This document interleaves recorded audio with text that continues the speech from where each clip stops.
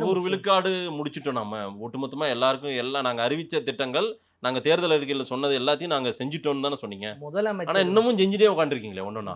அதுதான் திமுக சொல்வதும் செய்யும், சொல்லாததையும் செய்யும் முதலமைச்சர் அதை கலைஞரே சொன்னாப்ல.